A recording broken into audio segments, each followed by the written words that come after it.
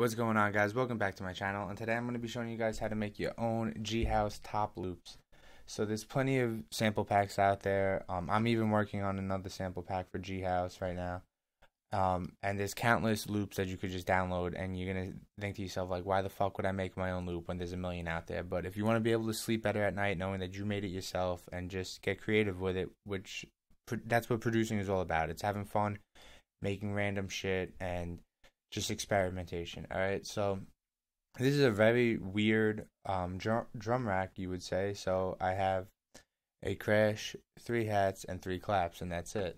Alright, so I have the tempo set to 126, and I'm going to put a crash right in the beginning. So it's going to sound very boring right now. Alright, so now these 2 claps are going to be my main claps, the 3 and the 2. I'm going to have these on the 2 and the 4.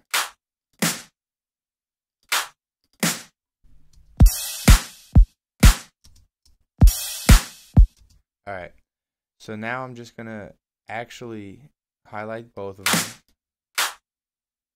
and manually with my hand drag them in front. And then even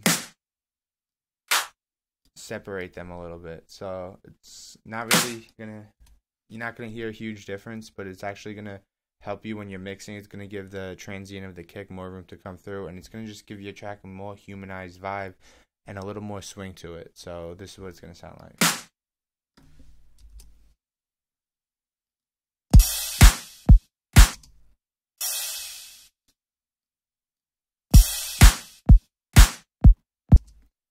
Alright, so now I'm just going to duplicate this across all 4 bars. Alright, now the hi-hats we're going to put on the upbeat, and we're going to be layering some of them in different ways with different velocities. So the 1 and the 3.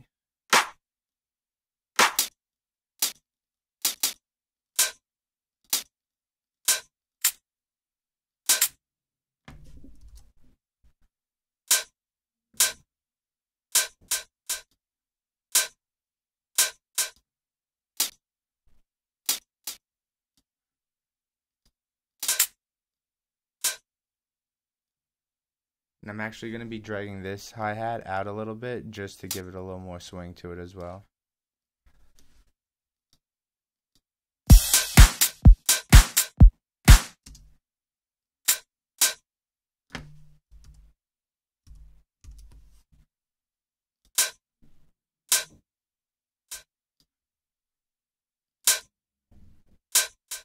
I'm going to put a hi-hat on the first kick of every bar just so that first kick stands out a little bit more.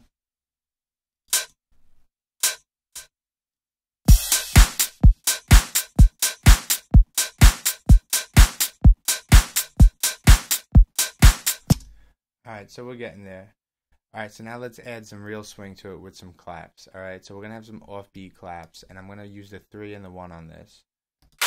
So I'm going to put the 3 up right before the 1.3 and the 1 right before this upbeat. And you're going to hear the swing, it's going to have that G-House swing to it.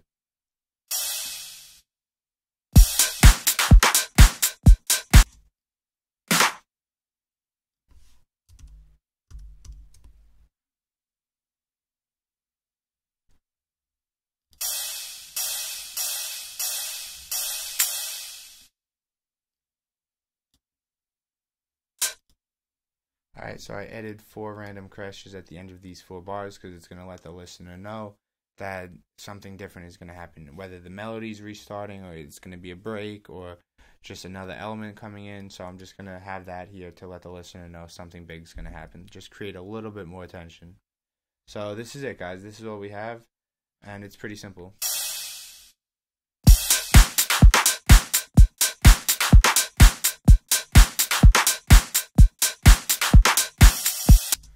Alright, so I did do a lot of fucking processing to this. Put an auto pan on here, EQ'd out the lows, put a glue compressor on there to just tame the peaks a little bit, because you don't want that much dynamics with this. You kind of want it a little, not really compressed, but you just want to control the peaks. So I also have a vocoder. I didn't put it on yet, but you're going to hear the difference, and I love fucking putting the vocoder on a little tiny bit. when it comes to the G House top loops.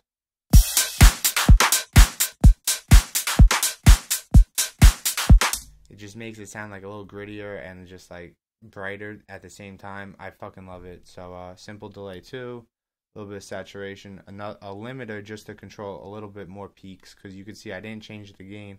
I just lowered the ceiling down to control a little bit more peaks. A little bit of compression and obviously some reverb. And you're going to hear it's going to sound way better now.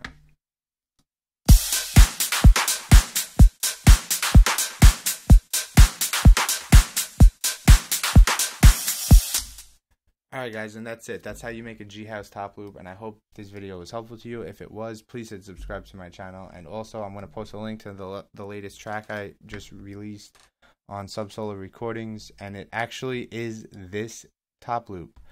I made this top loop for the track, and I really like the way it sounded, so that's why I pretty much duplicated it, or replicated it for this tutorial, just a few minor changes with it. So thanks for watching, and I will see you guys next time.